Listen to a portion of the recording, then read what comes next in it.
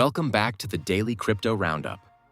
Today is one of those days where the market feels heavy, nervous, and slightly chaotic. But it is also one of those days where we need to separate actual risk from pure panic.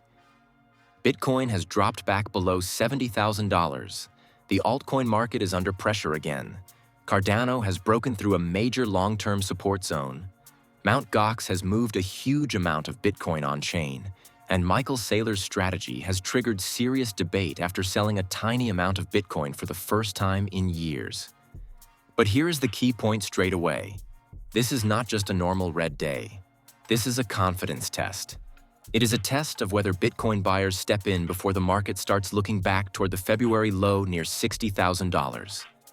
It is a test of whether institutional money is really committed, or whether some of the ETF demand was more fragile than people thought.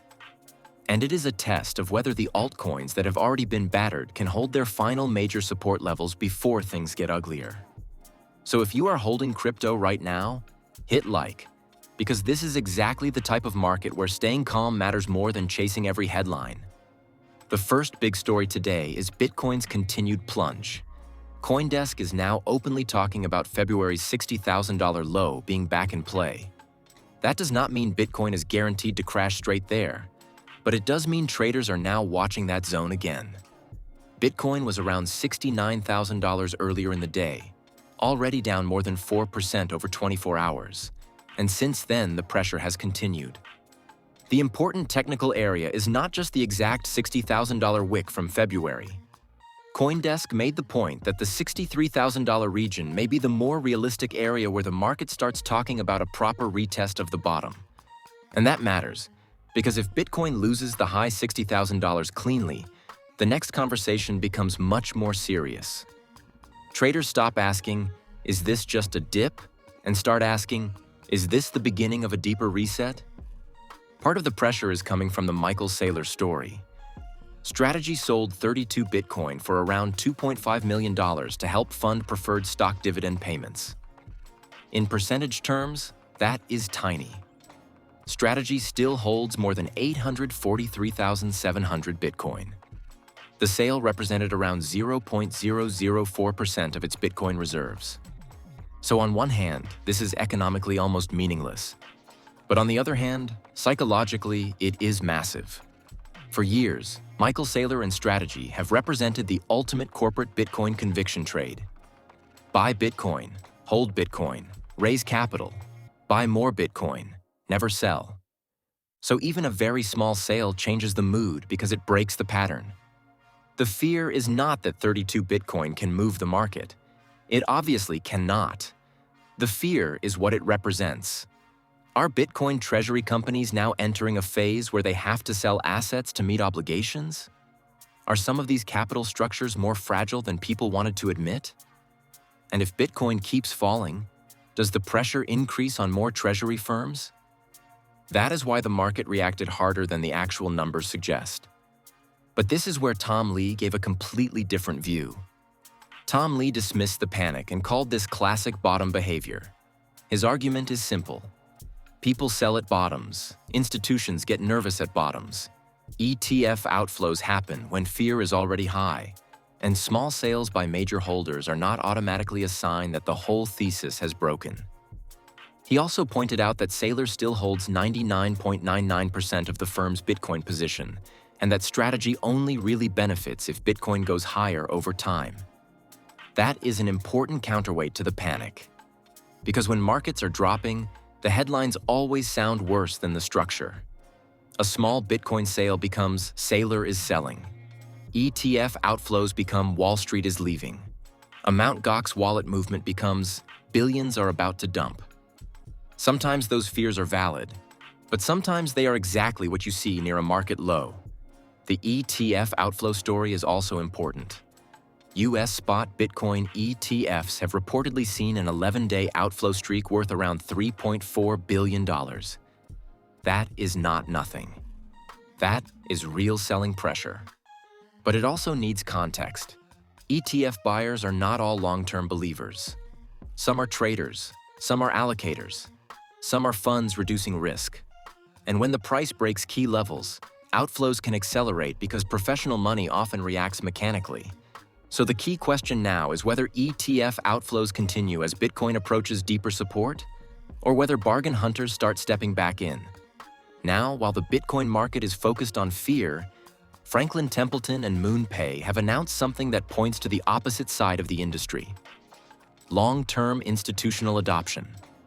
Franklin Templeton is teaming up with MoonPay to let eligible institutional investors move between supported stablecoins and tokenized money market funds directly on-chain. The integration connects Franklin Templeton's Benji technology platform with MoonPay Trade, allowing large investors to move from stablecoins into yield-generating tokenized products without leaving blockchain networks. This is not a meme coin story. It is not a retail hype story. It is a serious Wall Street infrastructure story. And this is where the bigger picture matters. Even while Bitcoin is falling, traditional finance is still building rails for tokenized money, stablecoin liquidity, and 24/7 yield.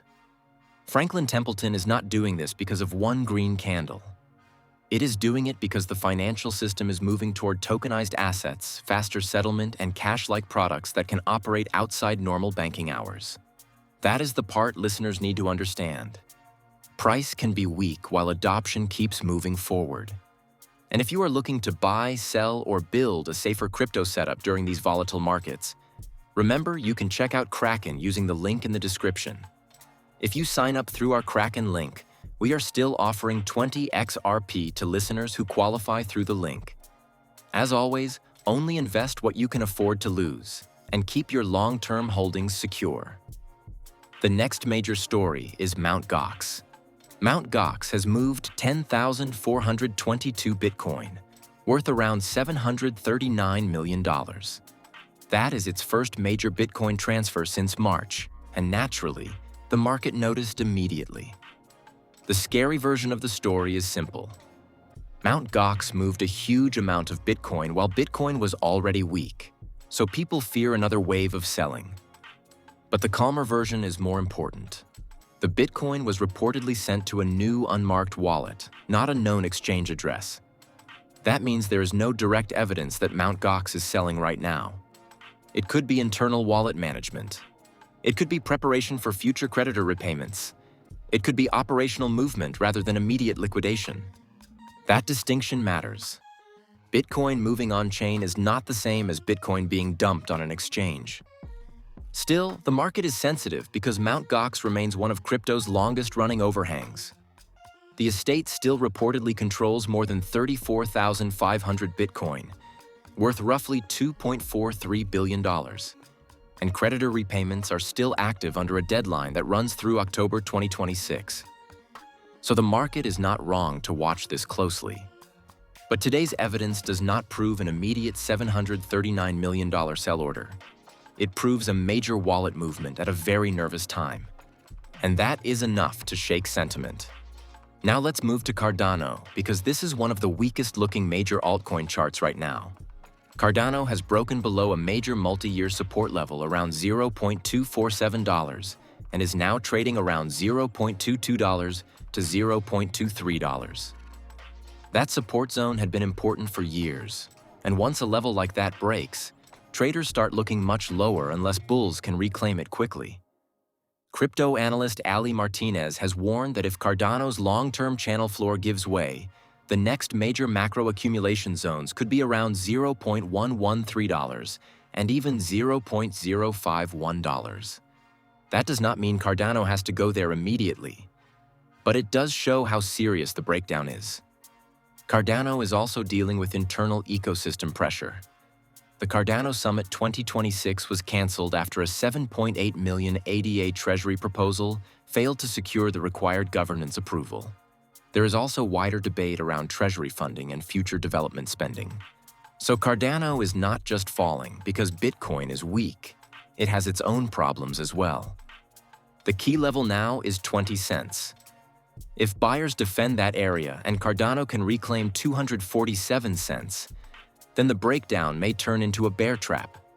But if 20 cents fails decisively, the market could start pricing in a deeper capitulation phase. That is the uncomfortable truth.